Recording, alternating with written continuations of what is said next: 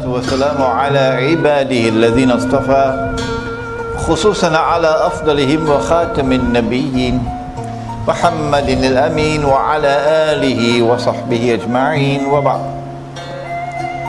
We praise Allah subhanahu wa ta'ala as He ought to be praised, and we thank Him this night for the opportunity to be here in Kota Damansara in Kuala Lumpur after 4 years back in Malaysia. And we pray for peace and for blessings on all His noble messengers, and in particular on the last of them all, the blessed Prophet Muhammad sallallahu ta'ala alayhi wa sallam. Our subject is not a difficult one, don't worry with the chairman. Islam and the end of history. I gave this lecture in Penang 4 years ago, and you may have listened to it on something called YouTube. You heard about it? Yeah. And now once again here in Kota Damansara. The lecture is divided into 3 parts. In the first part we'll try to distinguish between the end of history and the end of the world. End of history, you know, Akhir Zaman. Akhir Zaman. An end of the world. In the second part, we will look at Akhir Zaman in different other religions and ideologies. What is the Buddhist view? What is the Hindu view? What is the Christian view? What is the Jewish view? This will be very interesting for you. Al-Akhir Zaman. And finally, what is the view of that imposter? That imposter. You know him, you met him. Modern Western civilization. And then finally, what is the Islamic view of the end of history? So this is 3 parts, inshallah.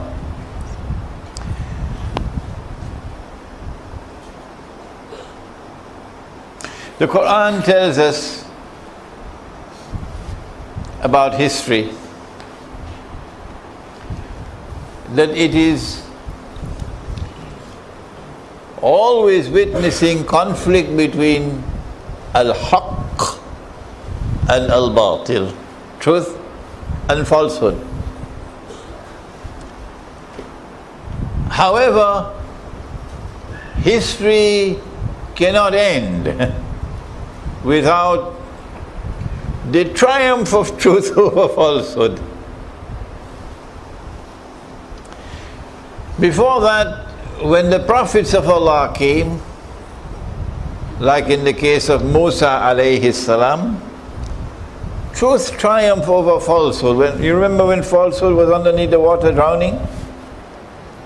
Fir'aun? Truth triumphed. In the case of Dawood alayhi salam, in the case of Sulaiman alayhi salam, in the case of Nabi Isa alayhi salam, there is some unfinished business. So the story is not finished yet. He's coming back. In the case of Nabi Muhammad alayhi salatu wasalam, he actually went into the Kaaba and took a stick, a rod, and he knocked down the idols one by one. And as the idols came crashing to the ground, he recited the ayah, وَقُلْ جَاءَ الْحَقِّ وَزَهَقَ الْبَاطِلِ إِنَّ الْبَاطِلَ كَانَ زَهُوقًا. Truth has come. I hope Singapore is listening. Truth has come. I hope Washington is listening. Truth has come. And falsehood has been vanquished, toppled. I hope London is listening. Falsehood will always be defeated and toppled.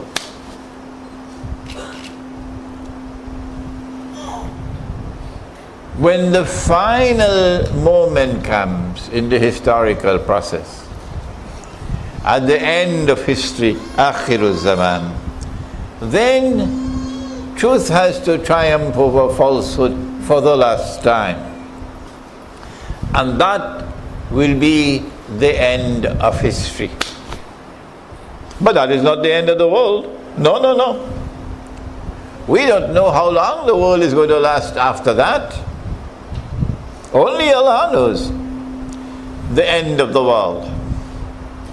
The end of the world is when you will have the destruction of everything and its transformation into something new, and then you'll have the resurrection, al-ba'thu ba'd al-maut. That is the end of the world. So now that we have explained to you, it's quite simple, isn't it? The distinction between the end of history and the end of the world. We can now proceed to the second part of the lecture. Namely, what is the conception of akhiru zaman in Buddhism, in Hinduism, and other religions? When I was 29 years of age, I wrote my first book entitled Islam and Buddhism in the Modern World. And we have some copies of that book with us here tonight. The Buddhists rejected the Hindu caste system. The Buddhists rejected the worship of all the gods and goddesses of Hinduism. But Buddhism accepted the Hindu belief in reincarnation, that you die and you're born again. Well, the US dollar is dying now. I don't think it's going to be reborn. It is in intensive care unit now, the US dollar. So we die and we are born again, and die and we are born again. They call it reincarnation. And so they say that history moves in cycles. Cyclic movement of history. You start, you go around, you reach the end, you start again, you go around, you reach the end. Until you achieve something called nirvana. Nirvana, when you achieve it, now you will no longer be reborn. You will now be absorbed into the cosmic life force, because Buddhism doesn't talk about God. In Hinduism they have it a little bit more specific. They call it the big soul, Param Atma, and you are absorbed into that Param Atma, so you're no longer going to be born and reborn and born and reborn. The Hindus, and I believe the Buddhists as well, I'm not too sure, the Hindus for certain are of the view that we are now located at a moment in time when a cycle is coming to an end. So they also have this akhiru zaman, but akhiru zaman of this cycle.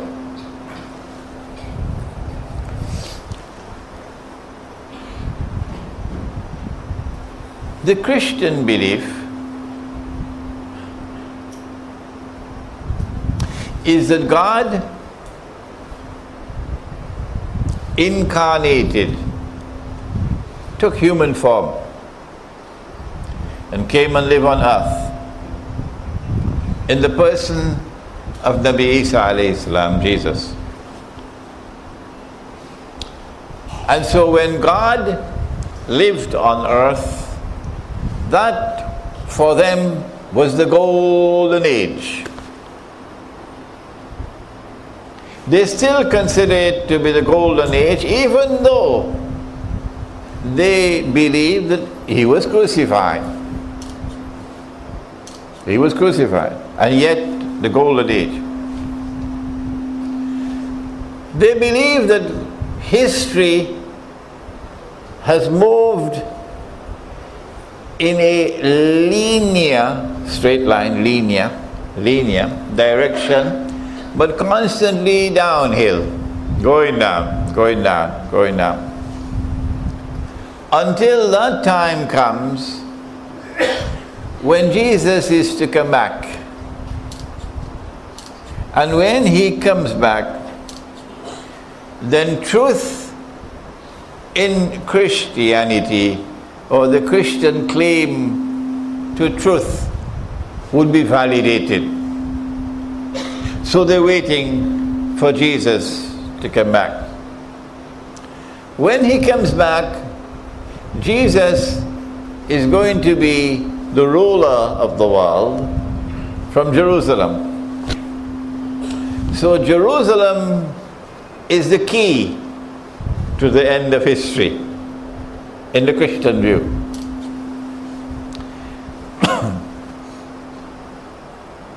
The Jewish view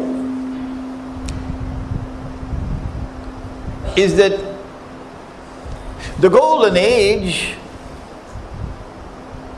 was when Nabi Dawood and Nabi Sulaiman alayhim salam established the holy state of Israel in the Holy Land. And that holy Israel was the ruling state in the world. And so the Jews ruled the world. And truth in Judaism was triumphant in the world. That was the golden age. The Jews believe that because of their violation of the covenant with Allah, that Allah punished them. They accept that. And so they were exiled from the Holy Land. The Jews believe that Allah has made a promise to them, that He's going to send to them one who will be known as Al-Masih, the Messiah. And when He comes, He will bring back the golden age. And Israel will rule the world one more time. And that golden age would validate the Jewish claim to truth. So history would end with truth in Judaism triumphant in the world. The Christians and the Jews both have the belief that the Messiah will come to Jerusalem. And from Jerusalem He'll rule the world. But in the Christian view, the Messiah is Nabi Isa alayhi salam. In the Jewish view, no, they don't accept that. They reject Him. They say about Him, وَنَعُوذُ بِاللَّهِ مِنْ هَذَا, He's a bastard. And a bastard cannot be the Messiah. No, because his mother was not married. وَبِكُفْرِهِمْ وَقَوْلِهِمْ عَلَى مَرْيَمَ بُهْتَانًا عَظِيمًا, says Allah in the Quran in Surah An-Nisa, that this was an act of kufr on their part, to hurl this slander at the fair name of Maryam alayhi salam. And they said He could not be the Messiah for a second reason. Oh, we saw Him die. He died before our very eyes. He never ruled the world. And so he could not have been the Messiah. And so the Jews are waiting for a Messiah to come. And they know that Allah is not like Washington. When Allah gives His word, He keeps His word. Huh? The Christian view is that the return of Jesus is close. Close. And so they are living in akhir zaman. The Jewish view is that the advent of the Messiah that they're waiting on is close. Close. So they believe that they are in akhir zaman. Huh?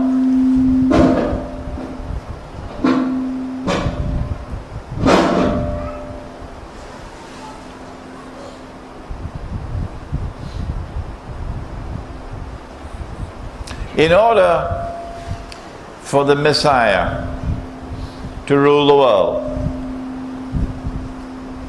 from Jerusalem, the state of Israel has to be restored. In order for a state of Israel to be restored, and for Jews to return to reclaim the Holy Land as their own, the Holy Land has to be liberated, because it's under Muslim ruler. Okay, now we can understand. Why is it that a Pope in Rome, and the Popes are always European? You notice that? Has there ever been a Malay Pope? Huh? The Popes are always European. Strange, huh? Now we understand why a Pope in Rome launched the Crusades. The Crusades which were European wars, not Christian wars, European. They were masquerading as Christian, but they were essentially European wars to liberate the Holy Land. Why? I'll tell you why. So that the Jews can return to reclaim the Holy Land as their own, so that a state of Israel can be restored in the Holy Land, so that that Israel can become once again the ruling state in the world, and so that the Messiah can rule the world from Jerusalem. It's so simple. So they launched the Crusades. The Crusades never ended. No. Still going on now in Guantanamo, for example. Well, in 1917, something happened. That European world, which had launched the Crusades, finally succeeded in defeating the Ottoman Islamic Empire and taking Jerusalem, 1917. And then between 1917 and 1948, they brought back the Jews to the Holy Land to reclaim it as their own. This is Banu Israel. And in 1948, they restored a state of Israel in the Holy Land. The Christian world was watching. The Jewish world was watching. That these events indicate that we are in akhir zaman. And then the state of Israel grows and grows and grows until it becomes a superpower. We are in akhir zaman for the Christian and for the Jew. And so the Messiah must be around the corner. Around the corner meaning close. So both the Christian and the Jewish view coincide now, except that the Christians say that the Messiah is coming back, whereas the Jew says, no, that's not the Messiah, the true Messiah is coming. And when he comes, he's going to rule the world from Jerusalem. And he's going to validate our Jewish claim to truth. There are many Jews who are going to be listening to this lecture. Many Jews. They like to listen to me, you know. There are many Jews who are going to be listening to this lecture of mine. And so I want to explain with clarity and briefly. In order for the Messiah to rule the world from Jerusalem and to convince the Jews that he is indeed the Messiah, then there are some things that must occur in Akhirul Zaman, in addition to what has already occurred. We have mentioned in previous lectures two things. Tonight we'll mention a third. For example, we said that in the Torah someone did some rewriting. And if you want to study that subject of the rewriting of the Torah, you can look at my book entitled The Religion of Abraham and the State of Israel, a View from the Quran, which is outside. It's not big, it's small. Or a better book would be Richard Friedman's book, Who Wrote the Bible. When you come to listen to my lectures, you must bring your notebook and pen. I don't see your notebooks and pens.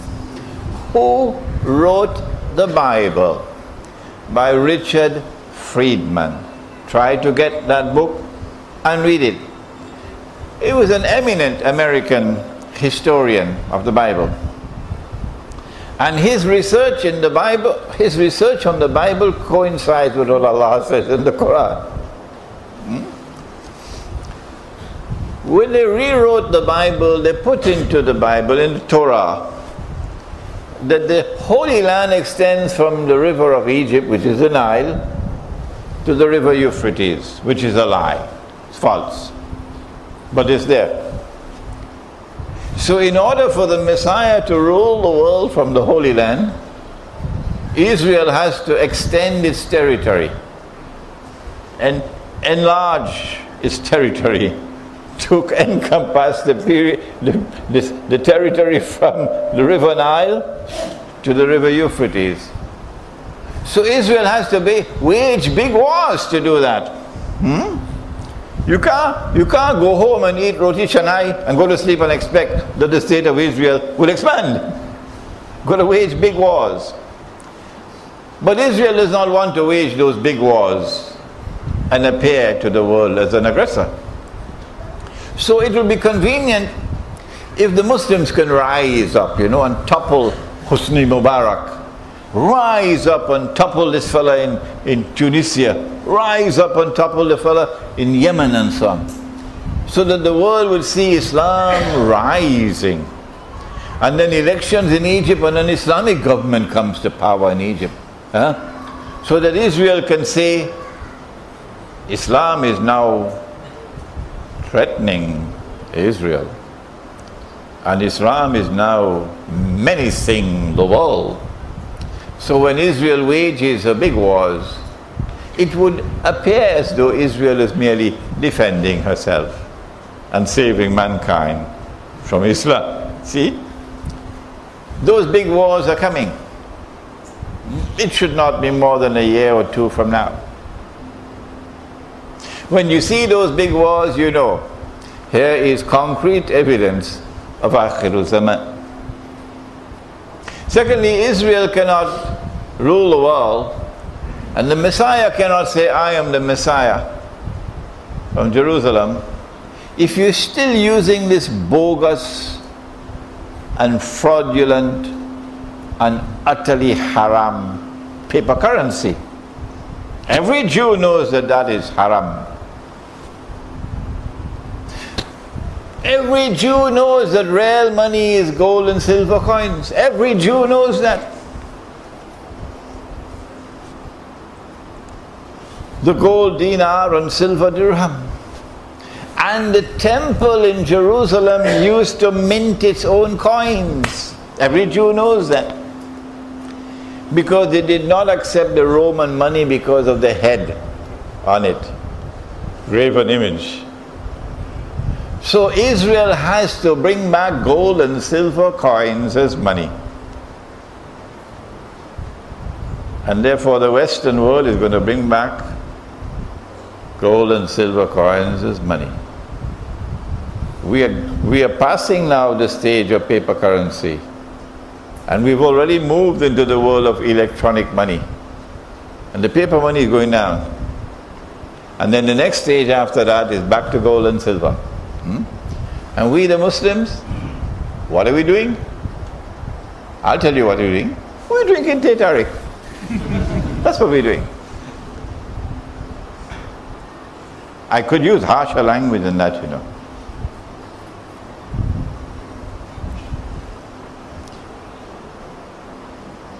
Israel has to do one more thing. So when you see the gold and silver coins coming back as money amongst the enemies, you know it's akhir zaman.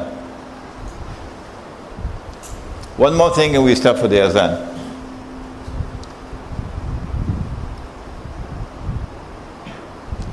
Israel has to rebuild the temple. So Masjid al-Aqsa has to go. And they've already prepared the way by using every electronic device that they have to portray the dome of the rock as Masjid al-Aqsa. They've already destroyed the foundations. And so don't be surprised when a very convenient earthquake occurs and the masjid is reduced to rubble. And then they rebuild the temple. When you see that happening, you know it's akhir zaman. So there are many indicators by which we can tell the Jewish and Christian world is now absolutely convinced that the Messiah is coming. We had the Buddhist and the Hindu view of history as cyclic, moving in cycles. We then had the Christian and the Jewish view of a golden age, and then movement downwards, linear movement, until history ends with the return of the golden age. And all four are of the view that the end of history is close. Now let us turn to another religion. It is a religion, I believe.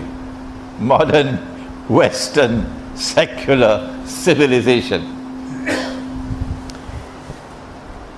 Its greatest historian appears to be the German philosopher Friedrich Hegel, who spelled out the Western conception of history. That history moves in this way, that there is a thesis and it is opposed by an antithesis, and then these two are reconciled in a synthesis. So we're moving upwards constantly, like a pyramid. Well, we were in a pyramid recently in, was it? Sunway. Sunway Pyramid. This movement of thesis, antithesis being reconciled in synthesis would have us believe that history is moving constantly upwards, progressing, and that the latest is the best. When Western civilization emerged, therefore, it represented the synthesis. What is the Malay word for synthesis? You don't have a word in Malay? No. Huh? What is it? Synthesis. Oh, Malay, so synthesis is a Malay word.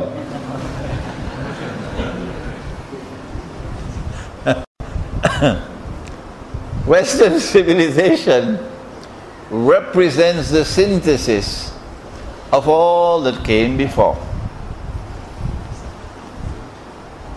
everything that came before, including Islamic civilization, have now been surpassed, superseded by Western civilization. This is the best.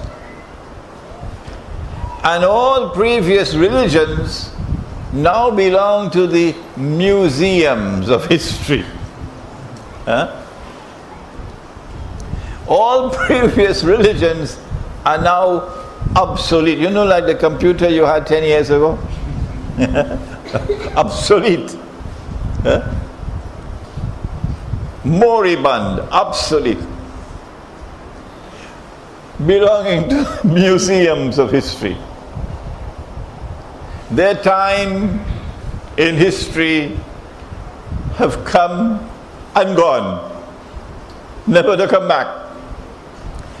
And modern Western civilization represents the best, the highest state of progress that mankind has ever achieved. You know, when a man can marry another man. When a man can marry another man, they're going to be hating me when they listen to this lecture.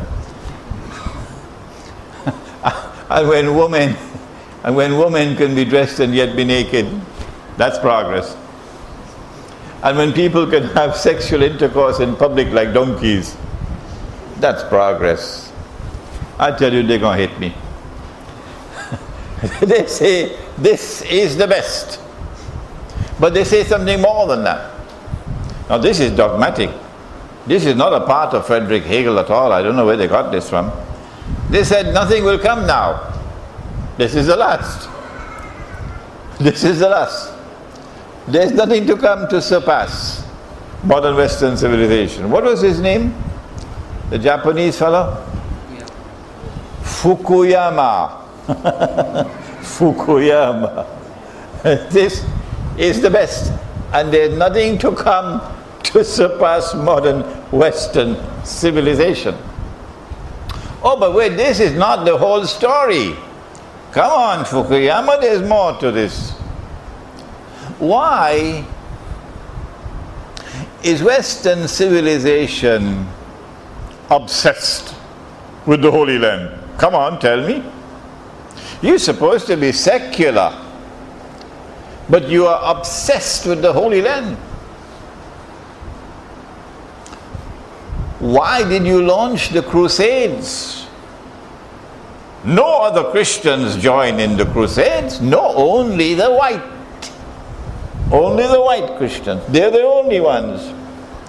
That sounds mysterious. I want an answer, particularly from the Pope in Rome.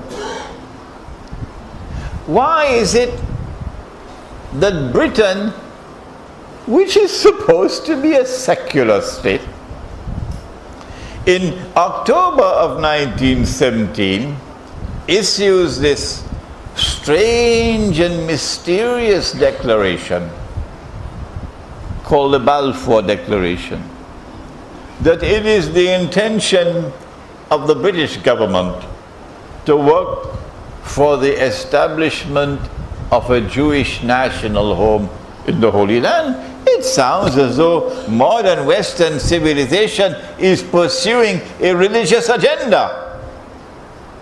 It's time for us to say so. Put it on record. And why is it that Britain in 1948 acted like a thief in the dark, functioning as a midwife for the baby to be born? The state of Israel. The British are very particular about law and transfer of power. You know, midnight and the flag and all the drums and song. The transfer of power is part of the pageantry of Britain when they decolonize, and a constitution and so on. But for Israel, they didn't do that. There was no legal transfer of power for Israel to be born. No, Britain, you left like a thief in the dark. Why?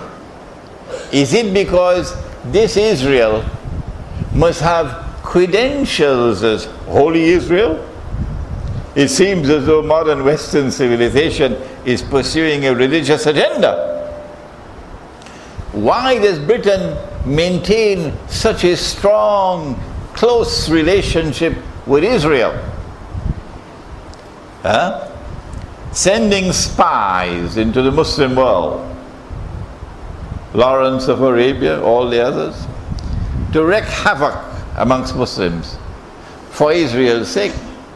And then when Pax Americana took over from Pax Britannica, do you have any tools of political analysis to explain to me why does the United States of America have this strange and mysterious obsession with Israel, protecting Israel, with countless vetoes in the Security Council of the United Nations? Why is there this massive transfer of wealth to Israel? Why is there this massive transfer of military technology to Israel? Why? It seems as though the United States has a religious agenda as well, that they want Israel to become the ruling state in the world. And those who control power in the United States know that the time has now come for the United States to bow so Israel can stand. And therefore the US dollar has to collapse, the American economy has to collapse. So it'll be very convenient for us now to make sure we put a black man as president. So he'll be the fall guy. I hope Barack Obama listens to this lecture. Is it that modern Western civilization is led by people who are themselves pursuing a religious agenda connected with Akhir Zaman? Is it? Yes, it is. And now we come to the Islamic view of the end of history. Nabi Muhammad alayhi salatu wasalam told us that Allah subhanahu wa ta'ala created a being and programmed that being to function as someone who would impersonate the true Messiah. And he called him Al-Masih al-Dajjal. Al-Masih al-Dajjal.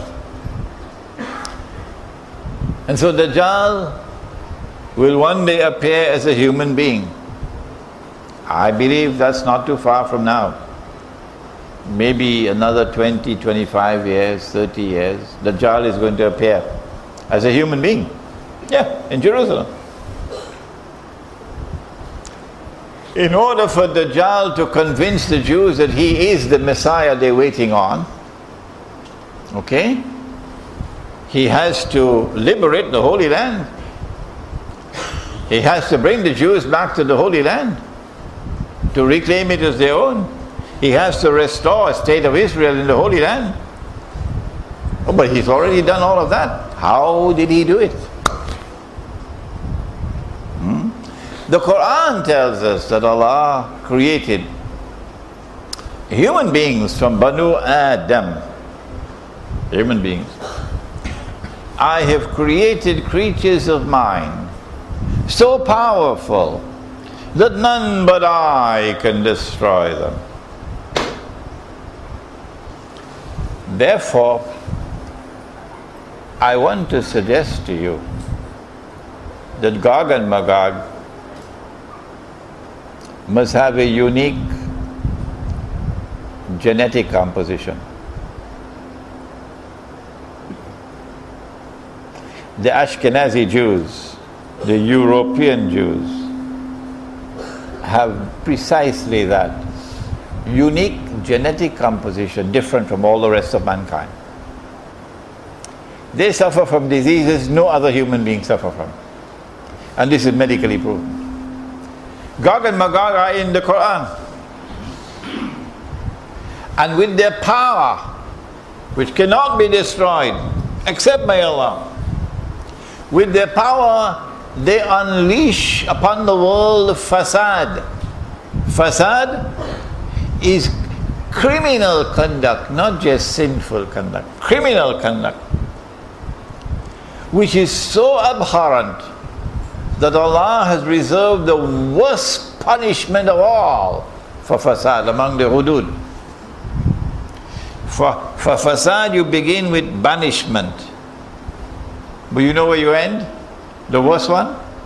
You cut off the hand and the feet on opposites. This is the Quran. This is the Quran. You cut off the hand and feet on opposite sides and crucify them. Allah has commanded that in the Quran for fasad. And Gog and Magog, inna Ya'juj wa Ma'juj mufsiduna fil ard. Which surah? Suratul Kahfi. Suratul Kahf of the Quran. One of the last books I have written is an Islamic view of Gog and Magog in the modern world, and we have that book outside. And so Dajjal uses Gog and Magog to do this work, to wage the crusades, to liberate the Holy Land, to bring the Jews back to the Holy Land, to restore the state of Israel. He uses Gog and Magog. The Islamic view of the end of history, therefore, revolves around Dajjal and Gog and Magog. And we have recognized them, who they are. Allah speaks in the Quran about Jerusalem. That Jerusalem is central to the end of history. Yeah. But He does not name Jerusalem by name. You have to get all the data in the Quran to be able to identify the Qarya. وَحَرَامٌ عَلَى قَرْيَةٍ أَهْلَكْنَاهَا أَنَّهُمْ لَا يَرْجِعُونَ حَتَّى إِذَا فُتِحَتْ يَأْجُوجُ وَمَأْجُوجُ وَهُمْ مِنْ كُلِّ حَدَبٍ يَنْسِلُونَ. A town has been destroyed, and Allah has expelled the people of the town. And He put a ban on them that they can never return until Gog and Magog are released, Ya'juj and Ma'juj. And not only are they released, but they spread out in all directions, and therefore with their power, which you cannot break, they control the world. They control the world. So history ends with Dajjal as the mastermind in the world, and Gog and Magog doing the groundwork. The view of Islam, however, is that when Israel becomes the successor to the United States, Pax Judaica replaces Pax Americana, and I wrote this book 10 years ago, Jerusalem in the Quran, 10 years ago, in which we said a day like a year, Dajjal's Yawmun Kasana was Pax Britannica. It produced Pax Britannica. A day like a month, Yawmun Kashahr, gave us Pax Americana. And then finally a day like a week, Yawmun Kajum'a, will give us Pax Judaica. That Israel is going to replace the United States as the next ruling state in the world. 15 years ago when we said this, they were laughing at us. They're not laughing anymore now. No. Israel is about to launch her wars. But Israel cannot launch those wars until she has a justification, therefore the Arab uprisings. And Israel has to remove that threat from Pakistan. Pakistan, nuclear weapons and nuclear plants have to go, and Iran's nuclear plants have to go, because they pose a threat to Israel.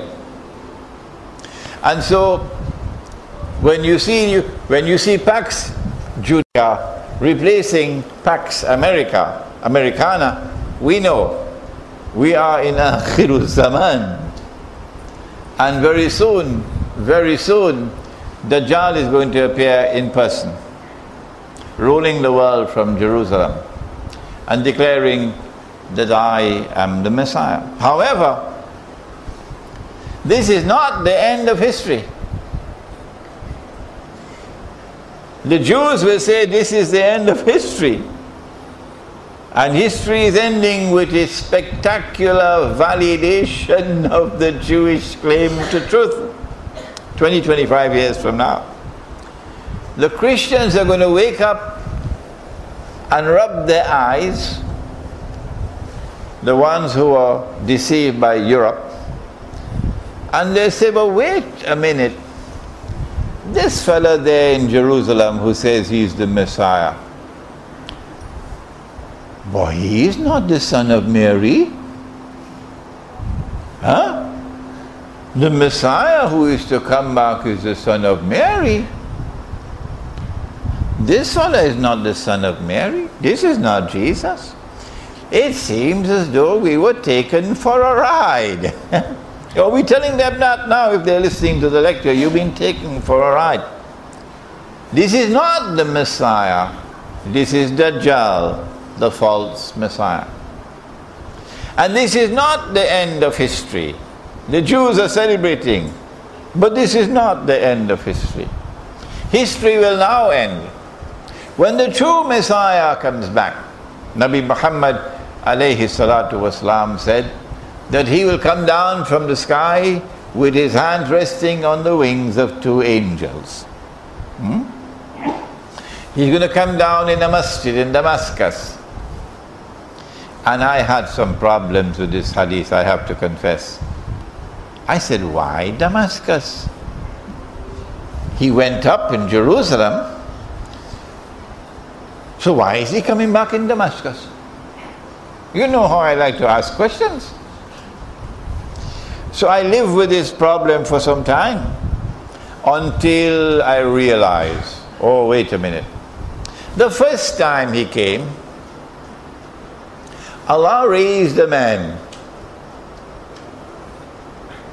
Yahya alayhi salam, John the Baptist. And it was Yahya alayhi salam, John the Baptist, who pointed and said, here he is. This is the man you've been waiting for. This is the Messiah. Positive identification. And so when he's to come back, he comes back again where John the Baptist is, because his head is buried in Damascus, in Masjid al-Umawi.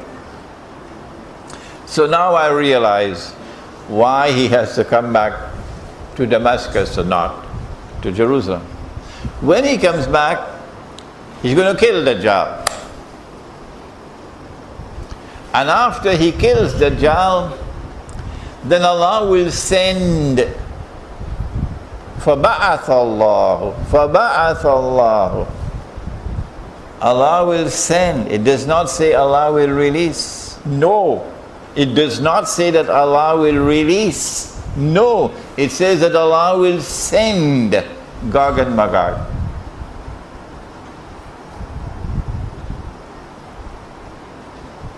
And then comes the big conflict between Gog and Magog.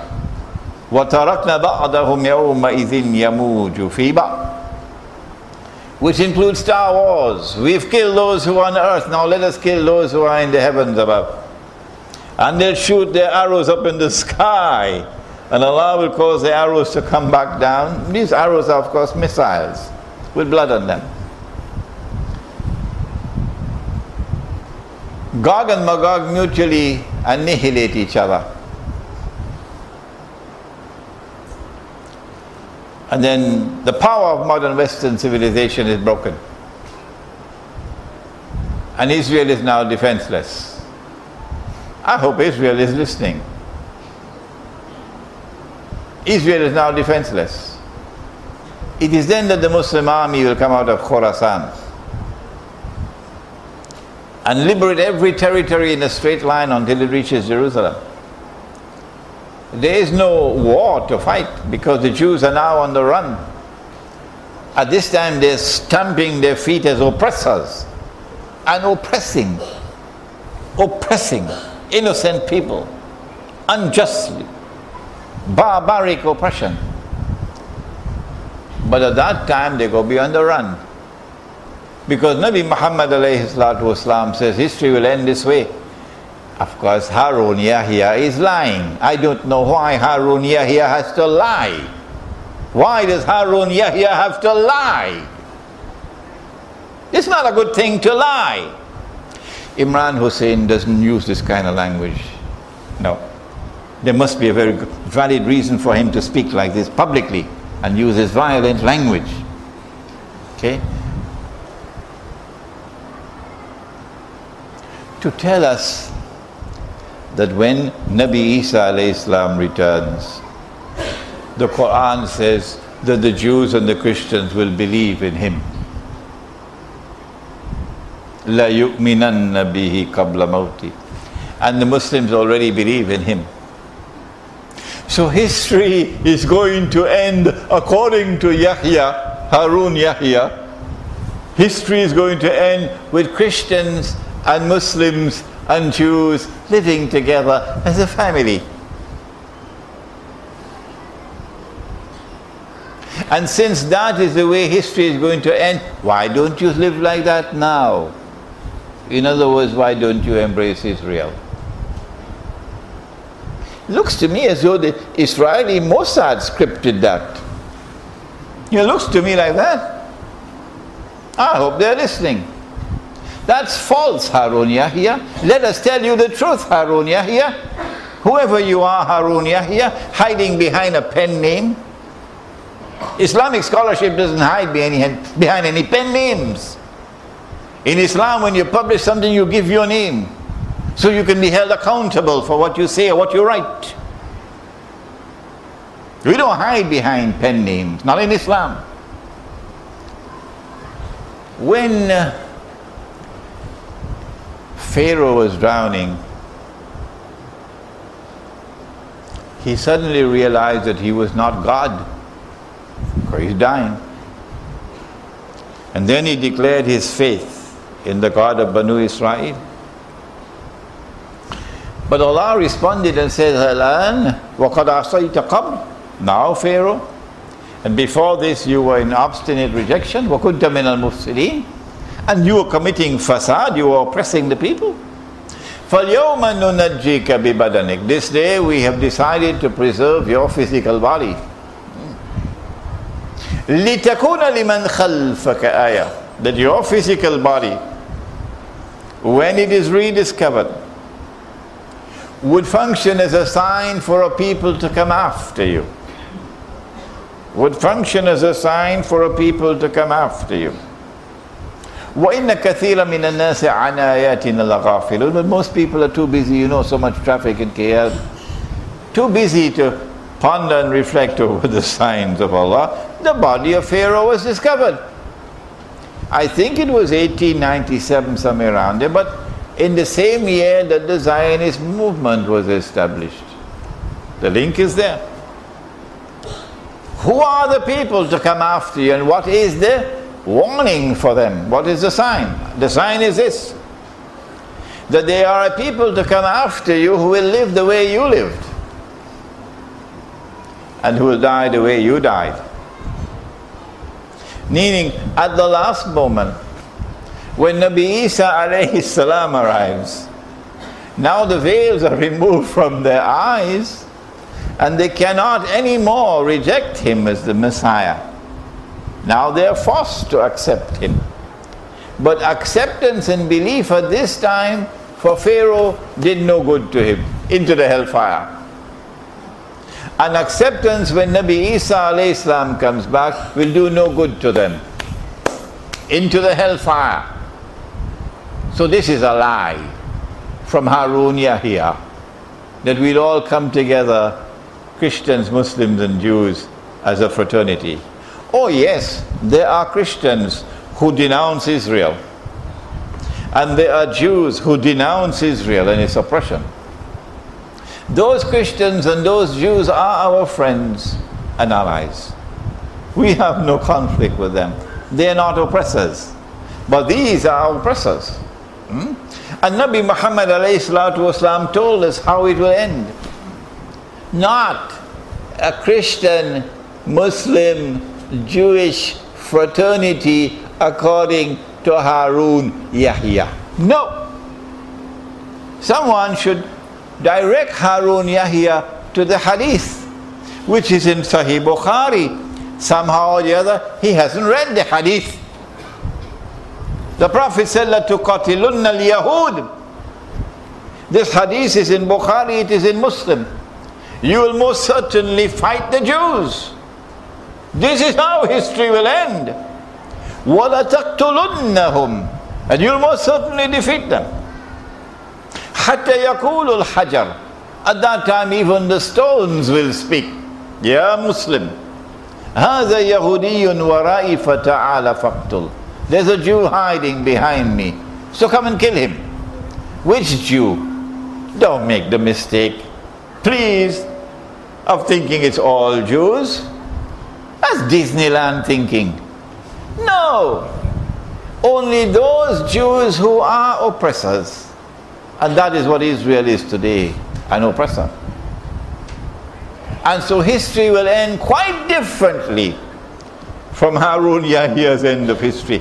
He had to write I don't know how many thousand books.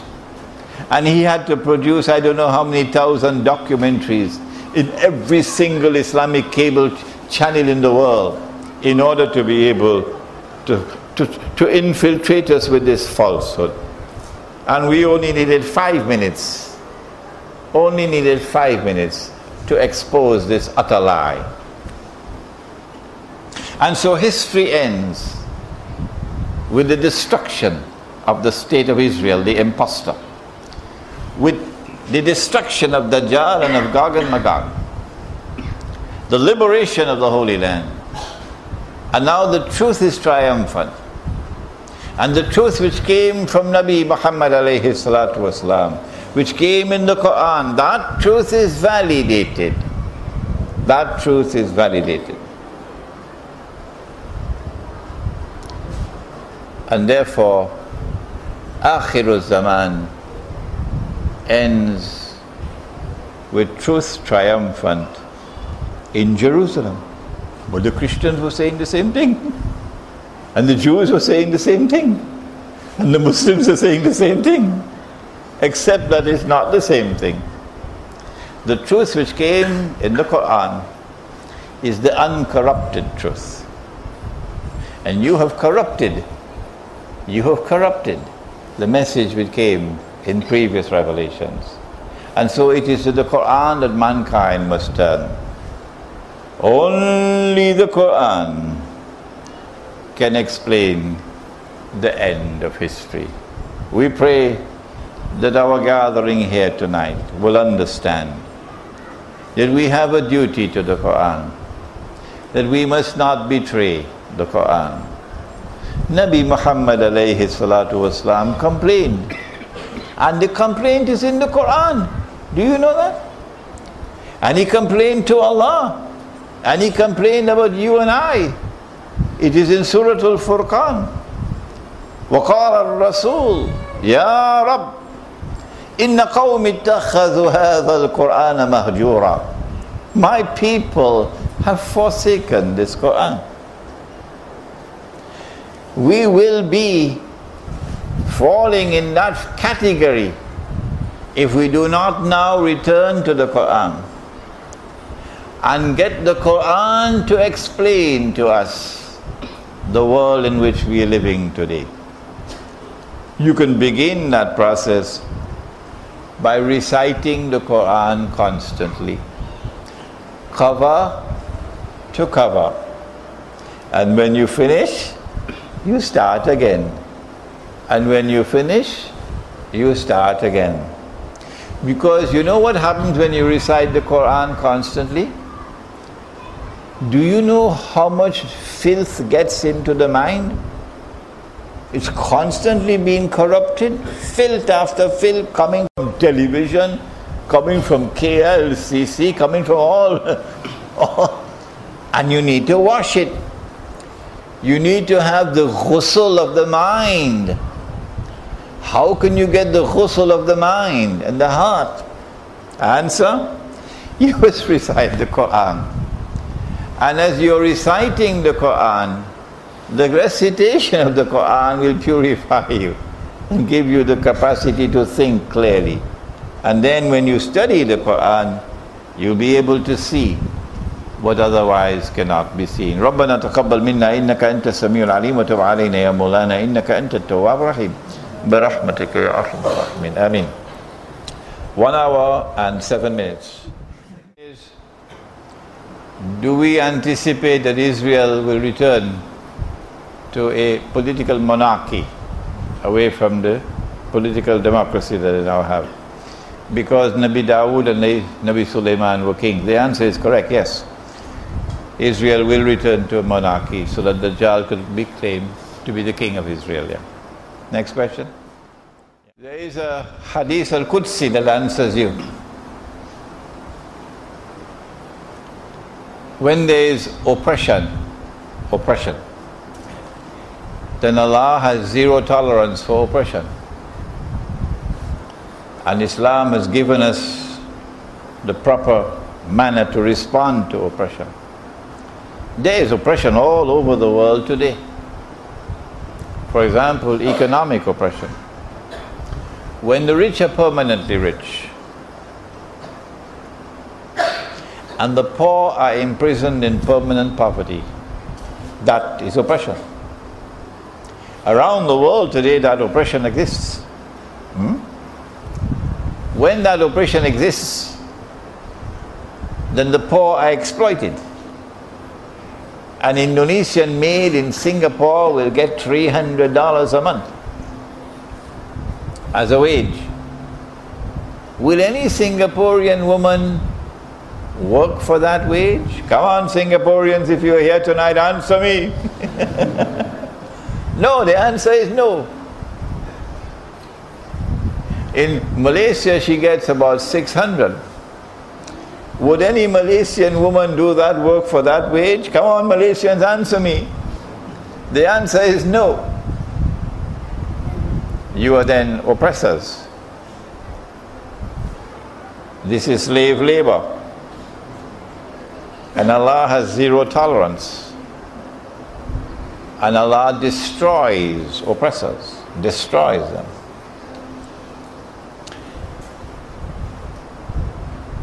And history is going to end with the destruction of every town and every city. Did you know that? In Suratul Isra of the Quran, Allah says, but you'll only understand this verse when you study Islamic eschatology, آخر الزمان.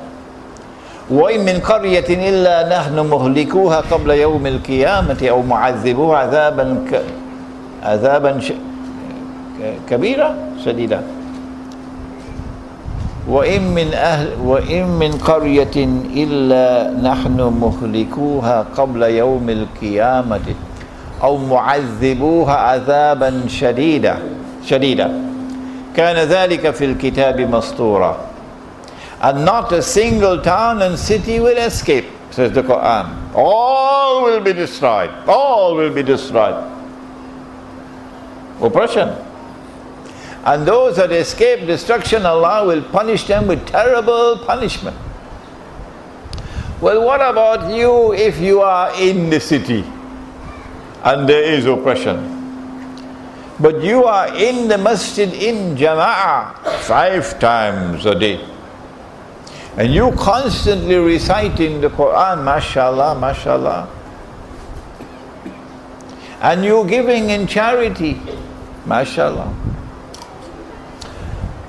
But you're not making an effort to respond to oppression. What is the response? The Prophet said, Man ra'a munkaran falyughayyirhu biyadi. You must first attempt with your hand to change it. Wa illam yastati lisani. If you cannot change it with your hand, you must speak out against it. Let it be recorded. And if you cannot, then you must condemn it in your heart. But that is the weakest form of faith. Now we come to the Hadith al-Qudsi. This, Allah subhanahu wa ta'ala instructs Jibreel alayhi salam to destroy a town. Oppression could be one of the reasons for destruction. And Jibreel alayhi salam then points out to Allah that in that town there is your servant who is constantly in ibadah. What shall we do with him? Allah said, destroy him and destroy the town.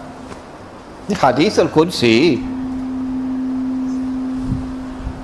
indicating that if you are living in a world of oppression all around you, you cannot change it with your hand, you cannot change it with your tongue. The true Muslim would get out because he knows that Allah's destruction is coming. The true Muslim will follow Surah Al-Kahfi. The young men stood up and denounced the shirk, and then they were targeted, and the young men left, they withdrew, they disconnected, and they went to the cave. And Allah recognized these are the true Muslims, and Allah protected them, as Allah will protect the true Muslims tomorrow. Knocking at the door of 70 years of age, it's a few months from now, if I live. But I really don't know what's an Islamic State, never heard about it. I don't know. I never saw this term in the Quran. I never saw this term in the Hadith. I don't find this term in our kitab of Siyar. Islamic State? Where did this term come from? It dropped out of the sky? I know about Khilafah. I know about Khilafah. But you're going to have to ask somebody else who's done his PhD in Islamic State to answer you on Islamic State. Khilafah is coming back. كيف أنتم إذا نزل عليكم مريم وإمامكم منكم, said Nabi Muhammad alayhi salatu wasalam, Sahih Bukhari, the Imam being Imam al-Mahdi. The Khilafah state recognizes Allah as Al-Malik, the sovereign. The modern secular state all around the world today says Allah is not Al-Malik. The state is Al-Malik. Sovereignty is in the state. That is shirk. That is shirk. If you don't believe me, wait until you get in your grave. Yes. The Khilafah state recognizes Allah as Al-Akbar. The modern secular state says no. The state has supreme authority. The Security Council of the United Nations has supreme authority, not Allah. That is shirk. The Khilafah state says Allah is Al-Hakam, the supreme lawgiver. His law is the supreme law. The modern secular state, which came from those fellows in Europe, you know who, it says that no, Allah is not Al-Hakam. The supreme law is the law of the state. That is shirk. You don't believe me? Well, wait until you reach your grave.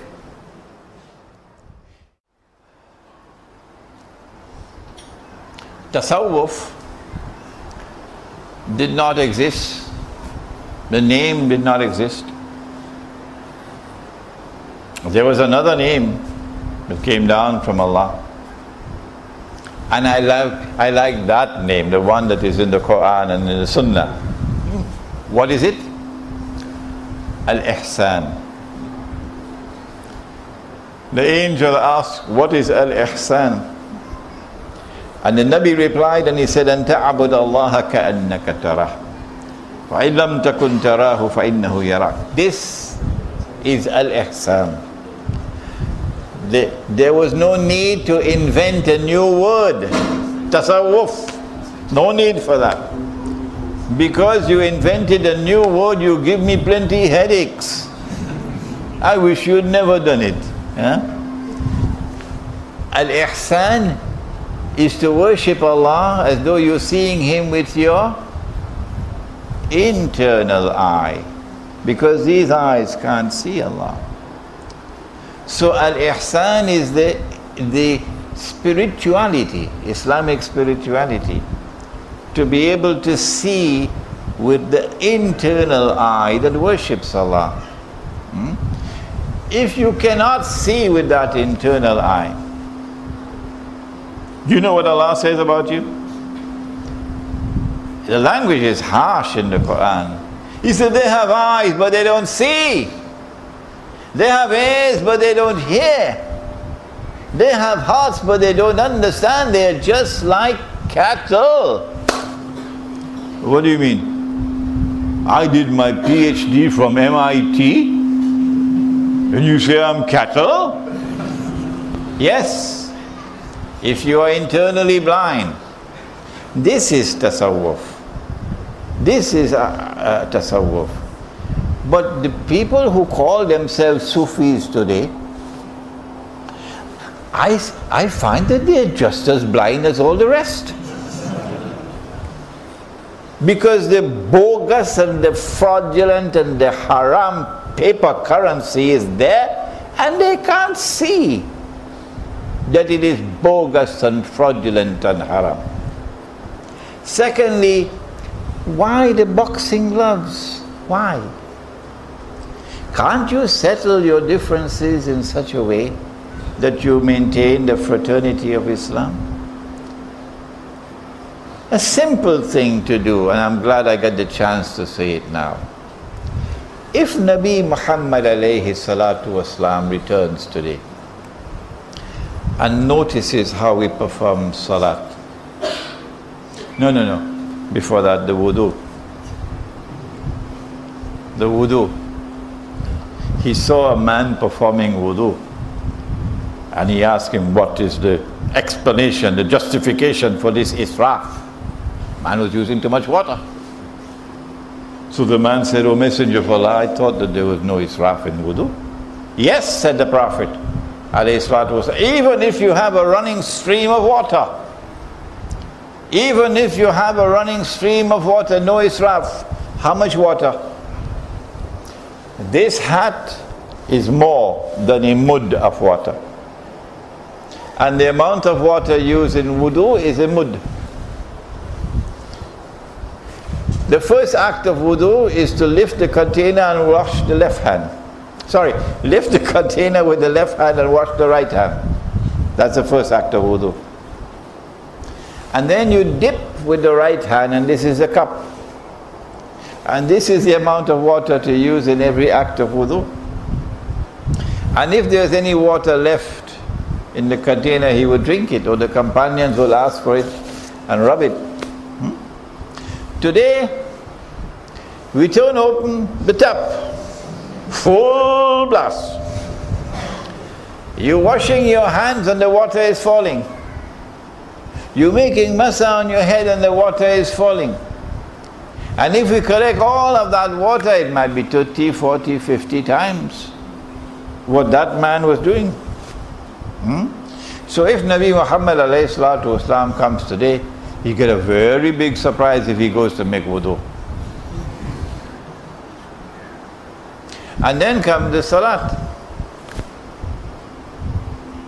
Everybody knows that when you make the salams, salat has ended. And when the salat has ended, it is private time, not public time anymore. Intensely private time. Because I don't know whether Allah accepted my salat. Sometimes I stand up and perform salat, and when I'm finished, He throws it back in my face. He throws the salat back in my face.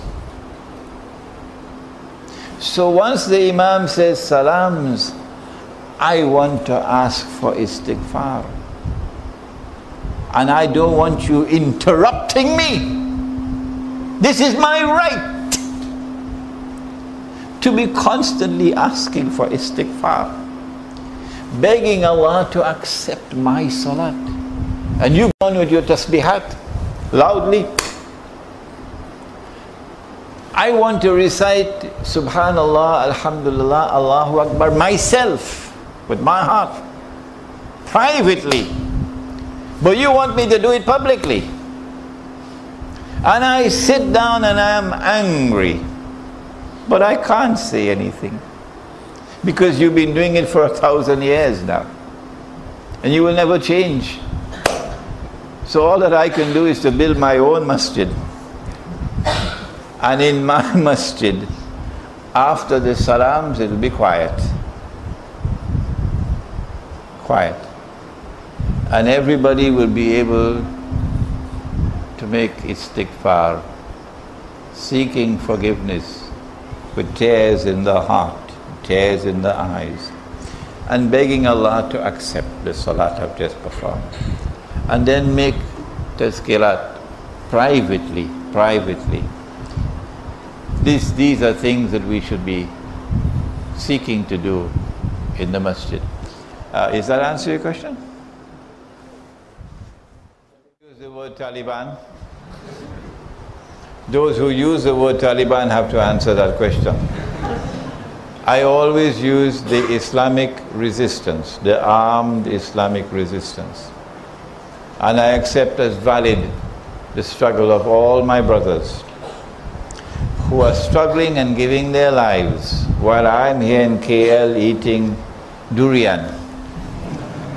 I only ate it once so far. They are giving their lives out there. They are fighting. Why should I not accept the legitimacy of their armed struggle? And support them in every single way that I can.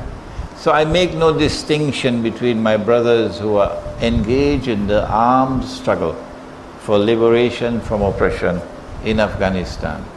I want to see no sectarian debates. No. The way forward is to accept them all as our brothers who are waging a legitimate struggle against injustice and against oppression. And then we are obliged to support that jihad. It is a jihad. If you cannot go and join the jihad, then you can support the jihad materially. You can support the jihad in many different ways, but you do not oppose it. The Prophet spoke ﷺ about riba. The economists somehow or the other don't like to use the word riba. He said whether riba is big or small, the end is still the same. Destitution, poverty and destitution. They call it depression. The masses are reduced to biting poverty. That is already here.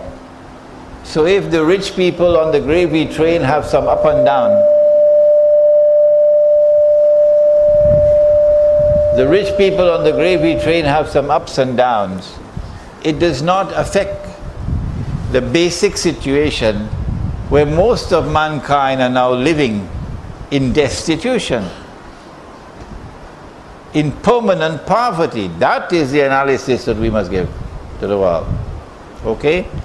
Yes, the US dollar is going to collapse. In fact, I believe it's going to be demonetized, meaning it's not going to be accepted as legal tender for buying and selling. Because Uncle Sam knows, if you're in ICU long enough, you're going to die. Okay? So the US dollar actually is already dead. But they're keeping it alive with this modern machine. When they demonetize the US dollar, they're going to have they have to have something to replace it. I did not realize this when I said 15 years ago that all the paper money will collapse and will all be replaced with electronic money. I said that 15 years ago. Now I realize that electronic money has already taken over from paper money. The major financial transactions in the world are all electronic now, digital. And the paper money is used only for micro transactions, micro. It will be a little bit cumbersome to have electronic money used for buying tariq, roti chalai, newspaper. So they will need a substitute for the paper currency when they demonetize the US dollar. What is that substitute going to be? I don't know. If you go to Makkah and Medina today, you're going to meet Dajjal. Oh yes.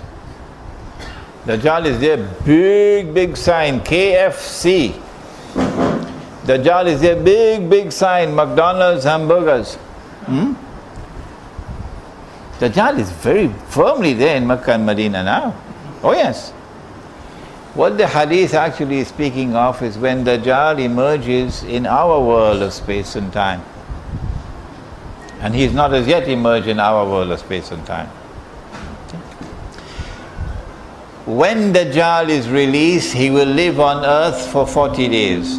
This is explained in Jerusalem in the Quran, but even better in chapter 2 of my book entitled Suratul Kahfi and the Modern Age. Chapter 2 is entitled The Quran and Time, and that chapter explains this hadith. That he will live on earth for 40 days. A day like a year, a day like a month, a day like a week, and all his days, meaning all the rest of his days, like your days. My understanding is that a day like a year has already ended. My understanding is that a day like a month is ending now. My understanding is that a day like a week is now commencing. Unfortunately, I'm the only scholar who has this view. So you don't have to accept my view at all. No. You should only accept my view when you are convinced that I'm correct. Otherwise, I'll be very disappointed in you. Yeah. When Dajjal's day like a week has ended, then he will appear in human form as a Jew, born of Jewish parents. And the Prophet described him as a young man who would be powerfully built and who would have curly hair. It is that stage of his life where Israel will not be able to penetrate Makkah and Medina. Dajjal will come on his donkey. The donkey will travel as fast as the clouds. The donkey will have his ears stretched out wide. In other words, Israel is going to attack with fighter aircraft. But the angels are going to block. And they will not be able to penetrate Makkah and Medina. The hadith relates to that period of time.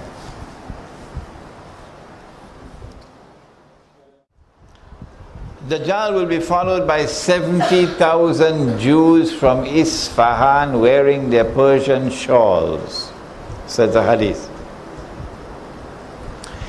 In other words, there's going to be a very close connection between Iran and Dajjal. And support for Dajjal coming from Iran. Which is why we are almost certain that Israel will have to attack Iran. Yes. Not only for destroying the Iranian nuclear plants and so on, but overthrowing this government, which is most certainly supporting the Palestinian cause and opposing Israel. When this government, this regime in Iran is overthrown, as the regime of Mullah Omar in Afghanistan was overthrown, then you have a Karzai in Afghanistan, Karzai. So you'll have a Karzai in Iran tomorrow, not this government. That would be a militantly Shia government. This is not. From the time Iran is attacked and the government is toppled, they probably already have someone groomed to declare himself to be Imam al-Mahdi. I think the Mossad already chose the man already. And he's going to declare himself the Mahdi. The Mahdi even be Harun Yahya. The Mahdi. Huh? So we have to be careful. We have to be careful that there are Shia in the world whose hearts beat with our hearts, who despise Israel, who despise the oppression in the Holy Land. And these Shia, like Christians, like Jews, are our friends and brothers, because we fight a common cause against a common enemy. But then there are other Shia who are not like that. And those are the ones that the Anglo-American Israeli alliance want to put in power in Iran. And we have to be careful when they bring out their false Imam al-Mahdi. Okay, last question. This is probably going to be the last time that I engage in this extended travel. I left my home 2 months ago. I have slept in about 24 beds already in 2 months. I still have about 1.5 years of travel left ahead of me, continuously traveling. This is not easy at all. I hope I can complete it. But when I complete it and go back home, I say, oh Allah, let others now do it, please. I don't want to travel again. What advice do I have for you? Do not betray the Quran. No. Do not betray the Quran. Only the Quran can explain the world today. And in the Quran it is Islamic eschatology, the subject of Akhir Zaman. Only the Quran can explain Akhir Zaman. I have written several books, read them. Jerusalem in the Quran is the textbook on Islamic eschatology. Gog and Magog, an Islamic view of Gog and Magog in the modern world, has just been written. It is here. Suratul Kahf in the modern age. And I'm now writing the book on Dajjal. Read all the gold dinar and silver dirham, Islam and the future of money. It's only 55 pages. Because Dr. Suleiman Mahbub, who is the Director General of the Prime Minister's Department of Economic Planning, he was the chairman when I gave this lecture in Damansara Heights 4 years ago. And when I was finished with the lecture, he asked me to write out this lecture.